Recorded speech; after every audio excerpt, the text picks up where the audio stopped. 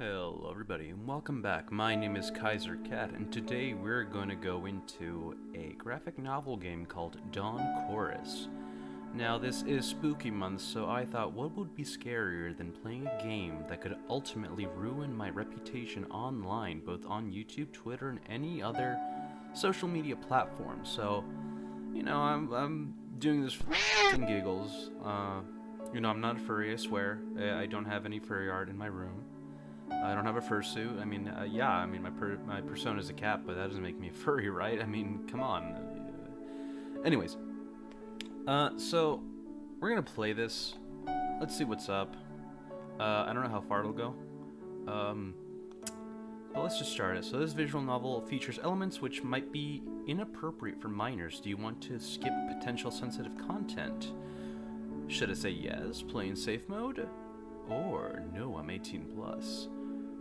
I'm tempted to go 18 plus.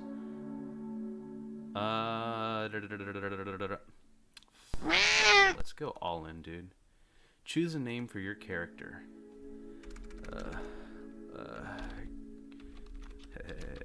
Kaiser Cat. Yeah. No, you know what? No, hold on.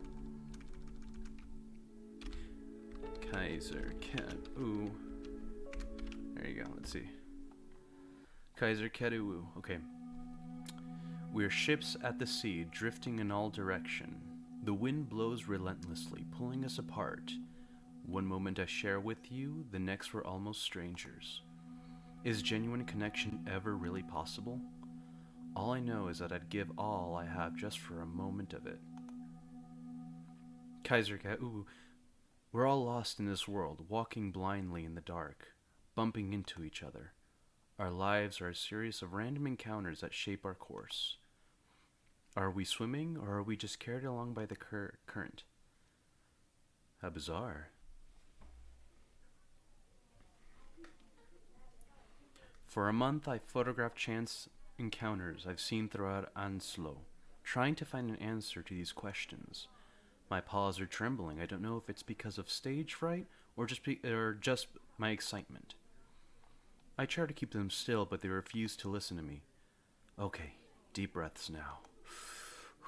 In and out.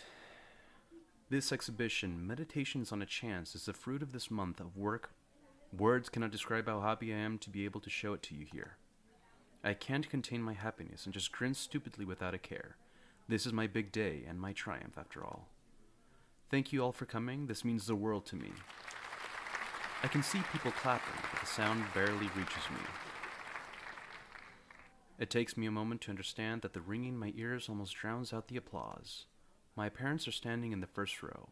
I can tell how happy they are by the looks on their faces. Behind them are some of my friends. There's Miko waving to me, Lake with a wide grin next to me. So Miko's the one in the blue, and I'm Lake, the one in the red. Okay. I'm so happy to have them here with me. My chest is bursting with pride, and for a moment I'm afraid I might tear up. Someone puts a paw on my shoulder and leads me away from the crowd, into the back room. Oh, are things already getting sexy? I lean against the wall, listening to my galloping heart, beating like a sledgehammer knocking in my chest. Only now, when I'm alone, the realness of the situation breaks through me. I won the Nordic Street Photo Award, the most prestigious street photography contest in all of Scandinavia. Okay, cool, so we're in, Scandinavia, so, Norway, Sweden. Specifically, I'm gonna say Norway, Nordic. My photos made their way to a real art gallery in Anslo. This is everything I could have wished for. All the work I've put into this has paid off. What does the future hold for me now? I let my thoughts wander far, imagining a career in International Geographic. My photo on the front cover of their magazine. Okay, so National Geographic, and I spoof of that. Nice. I feel invincible. There's nothing that's out of reach for me. Then I snap back to reality. I just opened my own exhibition. There's no one here to hear me, though. The person that led me here has already left, likely to continue the opening ceremony. Oh, okay. So, alright, cool. Nice of them to give me some rest. This was one busy day. I feel a sudden rattling under my back, and then again. Turning around, I see that I was leaning against a door. I grab the handle and open it. Days passing by and fading into the night. doors opening and closing.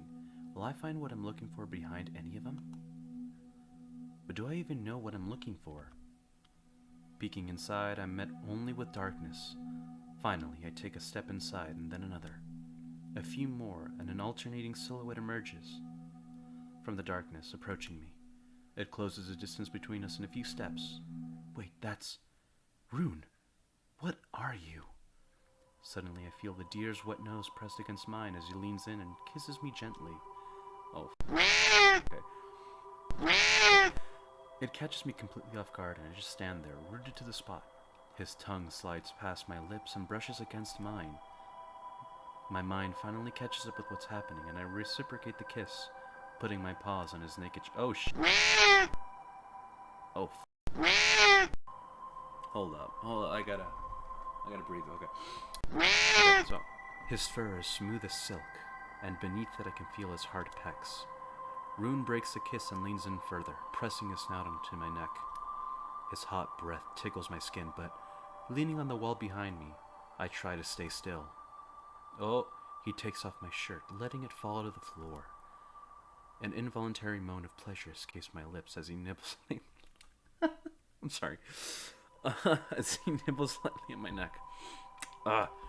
It feels so heavenly that my legs almost give out, but the buck is holding me firmly.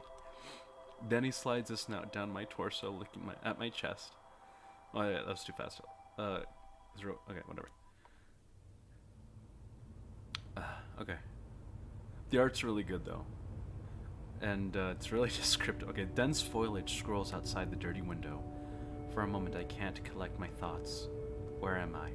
Refocusing my gaze, I notice my striped snout reflected in the window pane. Memories slowly come to me, still mingling with the dream. I'm on the bus, on my way to a guest house for a science camp with our club. Our university science club annually organizes a camp for all members at the end of the winter season. As a freshman, I'll be on this trip for the first time, and I'm pretty excited for it. This year, we'll be staying at a guest house up north. If we're lucky, maybe we'll even see the northern lights. Then I might actually have a chance at winning at a contest. I close my eyes again. The image of Rune in a jockstrap comes back to me vividly, together with the details of the dream. Man, this guy's horny. My cheeks immediately start feeling hot. Okay, which cheeks? Are we talking about face cheeks or are we talking about ass cheeks, dude? You gotta be, you know, specific on that.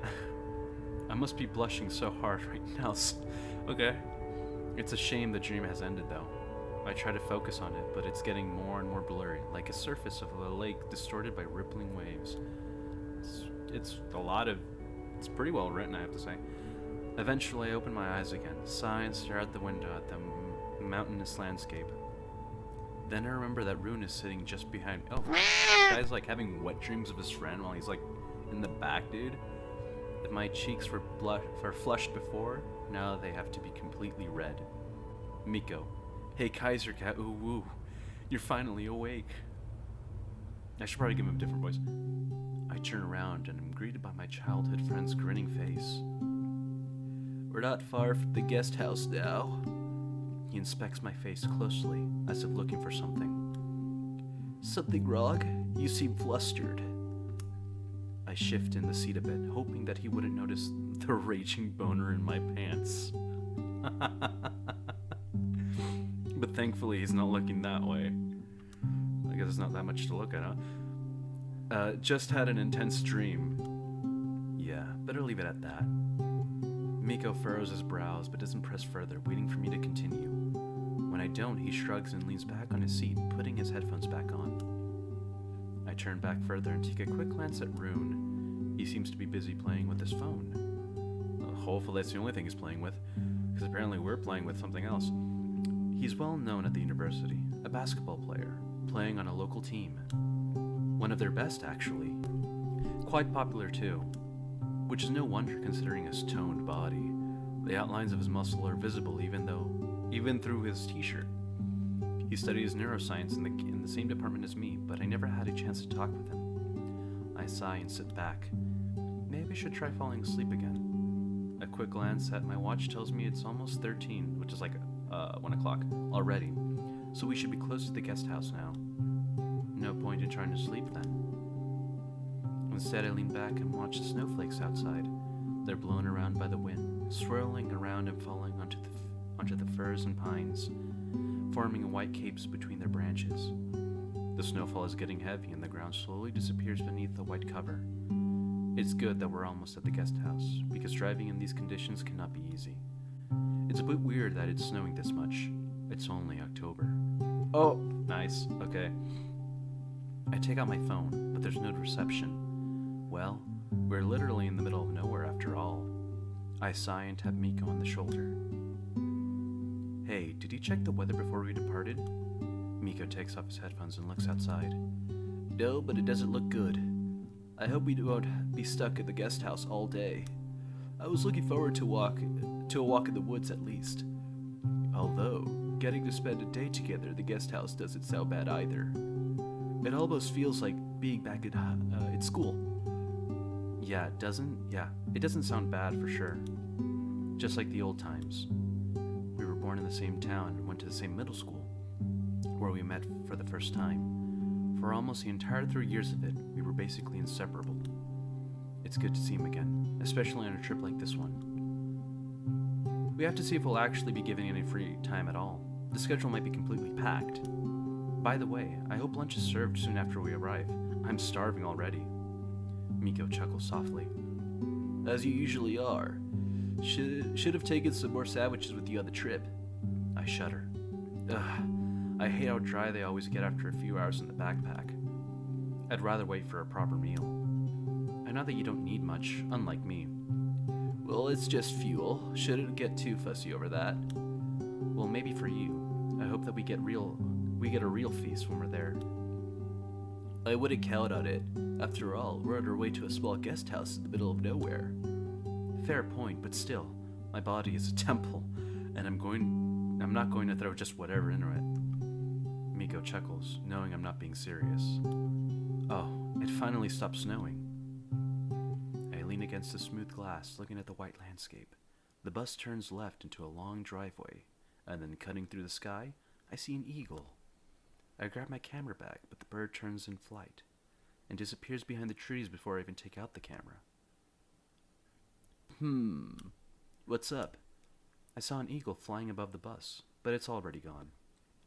An eagle, huh? Eagles are rare, but up here in the north, spotting one is even rarer.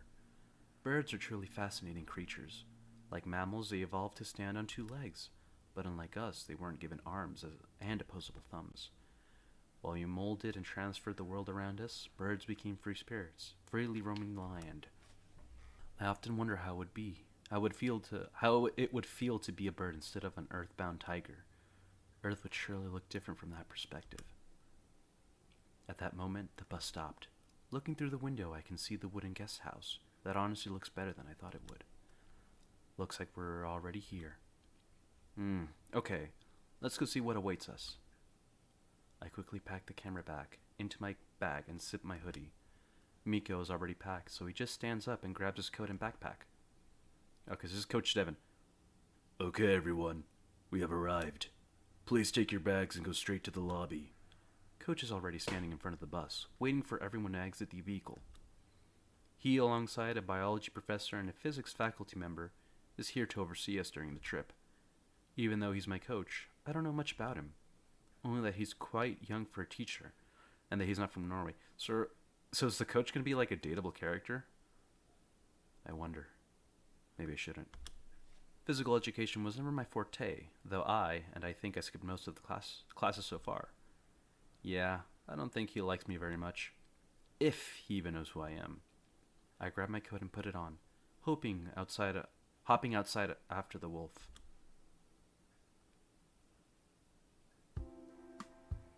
The music here is pretty chill, I'm not gonna lie.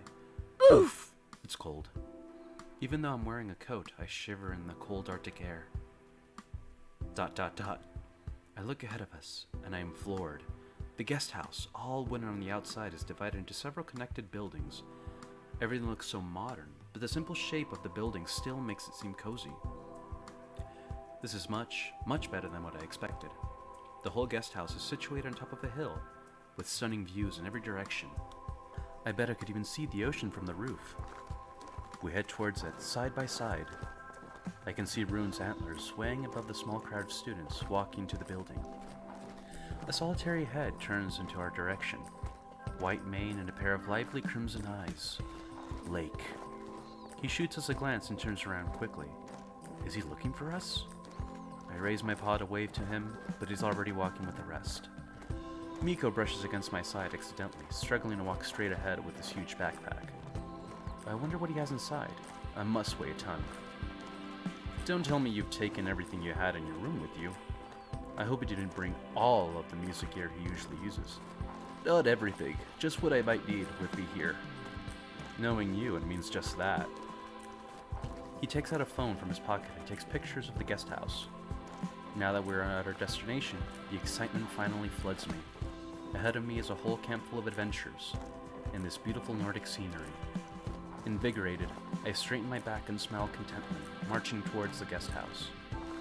I need to use this time the best that I can.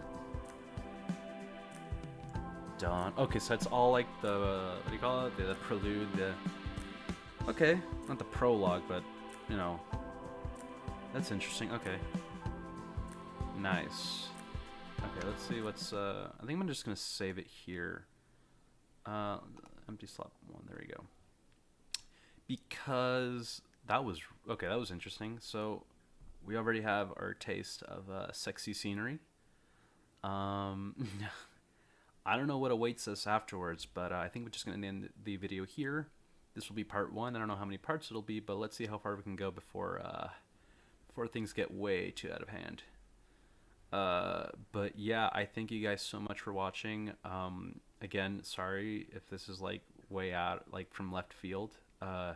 Hopefully people don't feel too uncomfortable and rather see the funny part of this. I'm just doing this for the giggles. Remember, I'm totally not a furry. Remember, totally not a furry. Anyways, I thank you guys again for watching, and I hope you all have a wonderful day.